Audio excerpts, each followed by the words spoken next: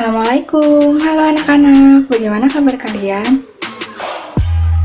Ibu harap sehat selalu ya, jangan lupa tetap jaga kesehatan. Pada pembelajaran kali ini, kita akan masuk ke materi pencatatan keuangan pemerintah daerah.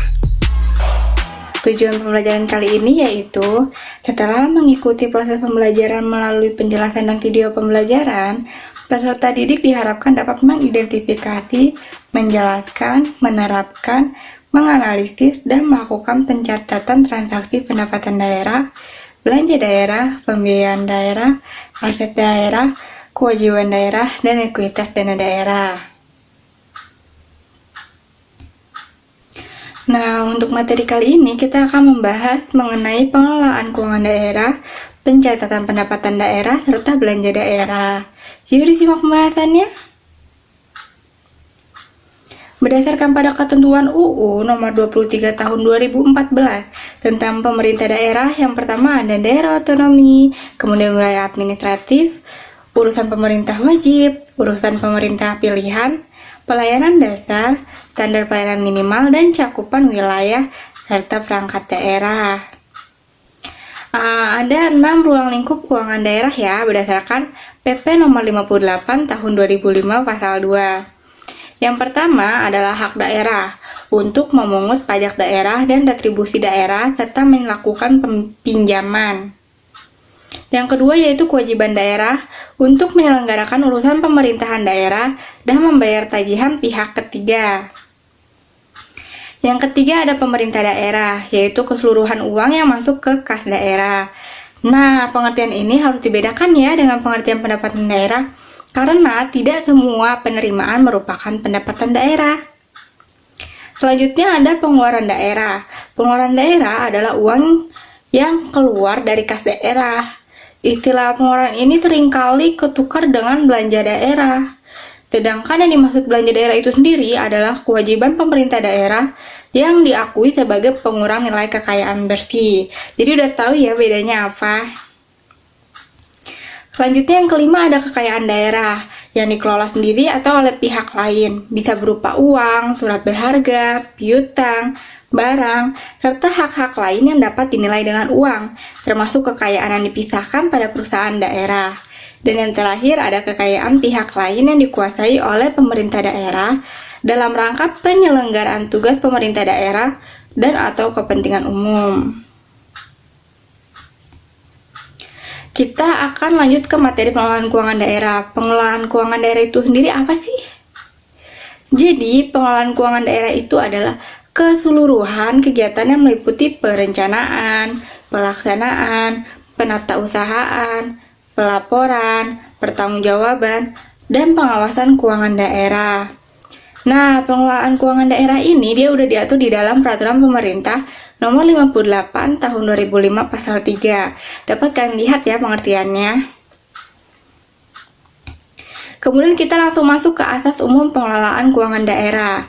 Ini telah diatur dalam peraturan pemerintah nomor 58 tahun 2005 pasal 4. Meliputi keuangan daerah dikelola secara tertib, taat pada peraturan perundang-undangan, efisiensi, ekonomis, efektif, transparan, dan bertanggung jawab dengan memperhatikan asas keadilan, kepatuhan, dan manfaat untuk masyarakat. Kemudian, pengelolaan keuangan daerah ini juga dilaksanakan dalam sistem yang terintegrasi yang diwujudkan dalam APBD, yang setiap tahunnya ditetapkan dengan peraturan daerah. Kita akan masuk ke pencatatan pendapatan. Pendapatan ini sendiri menurut Permendagri nomor 13 tahun 2006, pendapatan sebagai hak pemerintah daerah yang diakui sebagai penambah nilai kekayaan bersih. Di dalam akuntansi pemerintah ini sendiri, pendapatan bedakan menjadi dua ya, yaitu pendapatan LRA dan pendapatan LO. Seperti yang sudah dibahas pada minggu-minggu sebelumnya, bahwa pendapatan LRA ini dia akan dicatat berdasarkan pada basis kas, sedangkan pendapatan LO dia akan dicatat berdasarkan pada basis akrual. Pendapatan LRA ini diakui pada saat diterimanya di rekening kas umum daerah, diterima oleh SKPD, serta diterima entitas lain di luar pemerintah daerah atas nama BUD. Kalau pendapatan LO, dia diakui pada saat timbulnya hak atas pendapatan dan juga pendapatan direalisasi. Seperti yang dapat kalian lihat ya, bahwa terdapat 3 jenis pendapatan daerah.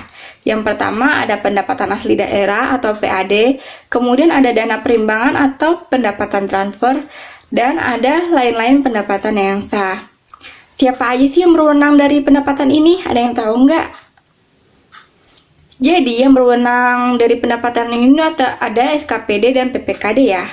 SKPD dia berwenang pada pendapatan asli daerah, sedangkan PPKD dia akan berwenang pada pendapatan daerah perimbangan dan lain-lain pendapatan yang sah.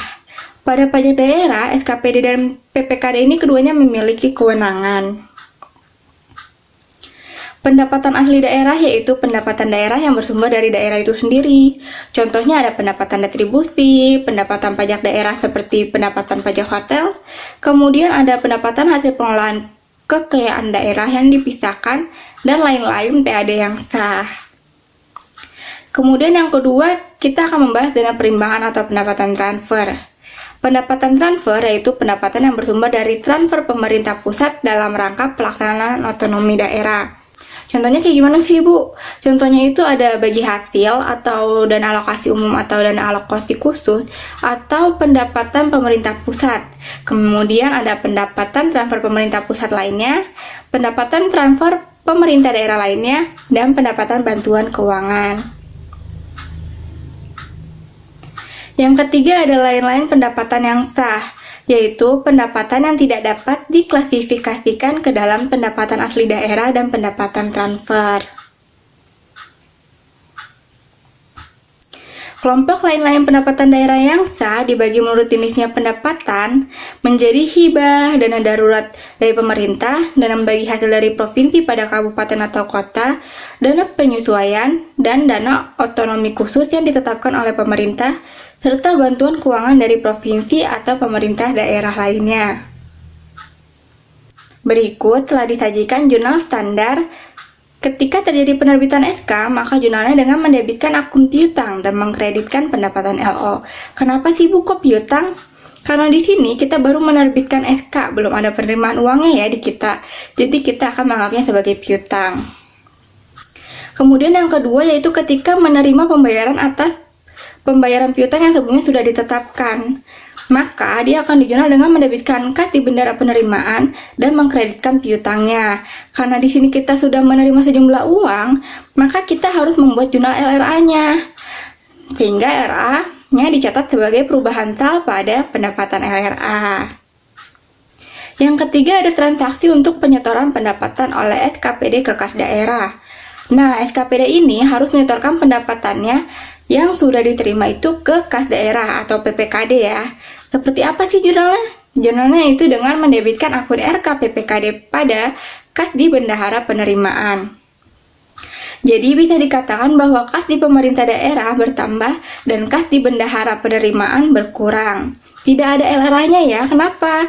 Karena kita tidak menerima pendapatan ataupun belanja. Kita hanya transfer saja ke PPKD. Kemudian yang terakhir ada transaksi pendapatan langsung disetor ke kas umum daerah. Jadi ini ceritanya si wajib pajak ini langsung menyetorkannya ke PPKD tanpa melalui si SKPD. Maka jurnalnya mendebitkan akun RKPPKD di debit dan mengkreditkan akun piutang. Karena ini penerimaan pendapatan, maka LRA-nya yaitu perubahan sal pada pendapatan LRA. Kemudian kita akan masuk ke pencatatan belanja. Belanja ini sendiri adalah semua pengeluaran yang dilakukan oleh bendaharawan umum pemerintah yang mengurangi saldo anggaran lebih dalam periode tahun anggaran bersangkutan yang tidak akan diperoleh pembayarannya kembali oleh pemerintah. Berdasarkan PP nomor 71 tahun 2010, belanja adalah semua pengeluaran rekening kas umum daerah atau negara yang mengurangi saldo anggaran lebih dalam periode tahun anggaran berjalan. Ada 4 jenis belanja ya. Yang pertama ada belanja operasi, kemudian belanja modal, belanja tak terduga, dan belanja transfer. Belanja operasi ini adalah pengeluaran anggaran untuk kegiatan sehari-hari pemerintah pusat atau daerah yang memberi manfaat jangka pendek, meliputi belanja pegawai, belanja barang, bunga, subsidi, hibah, dan bantuan sosial. Kemudian belanja modal. Belanja modal adalah pengeluaran anggaran untuk perolehan aset tetap dan aset lainnya yang memberikan manfaat lebih dari satu periode akuntansi. Belanja modal ini meliputi belanja modal untuk perolehan tanah, gedung, bangunan, peralatan, dan aset tak berwujud. Yang ketiga ada belanja tak terduga, yaitu pengeluaran anggaran untuk kegiatan yang bersifat tidak biasa dan tidak diharapkan berulang seperti penanggulangan bencana alam, kemudian bencana sosial, dan lain sebagainya.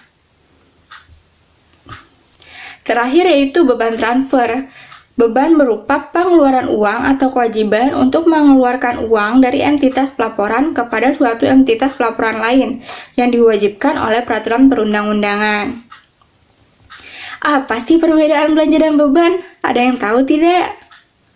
Seperti yang dapat kalian lihat bahwa telah terdapat perbedaan antara belanja dan beban ya.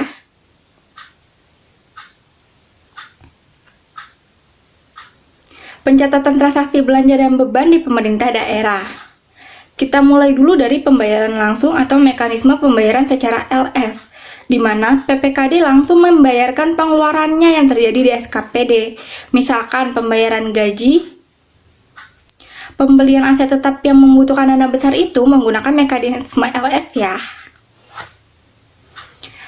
Jurnal standar ketika SKPD melakukan pembayaran gaji dengan dokumen yang terkait SP2DLS, kita akan melakukan pencatatan pengakuan bebannya terlebih dahulu, yaitu dengan mendebitkan akun beban gaji pada RKPPKD, karena yang membayarkannya kan PPKD.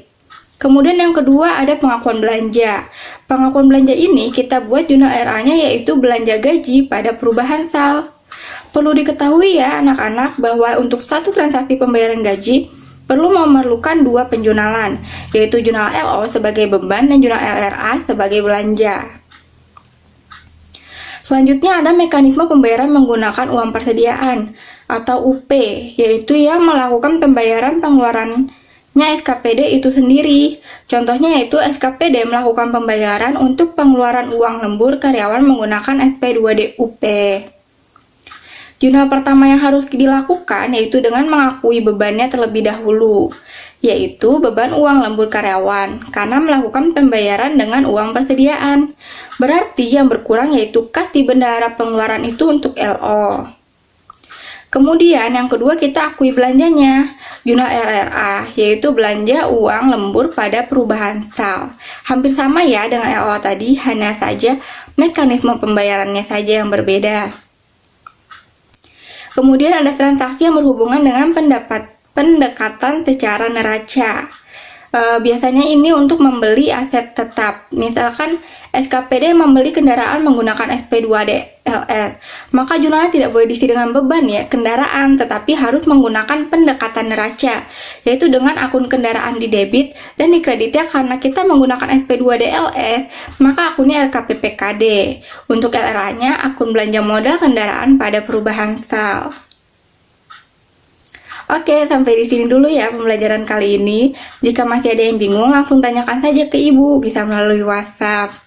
Minggu depan, kita akan lanjutkan materinya ke pencatatan pembiayaan daerah, kewajiban daerah, dan ekuitas daerah. Sampai jumpa pada pertemuan berikutnya.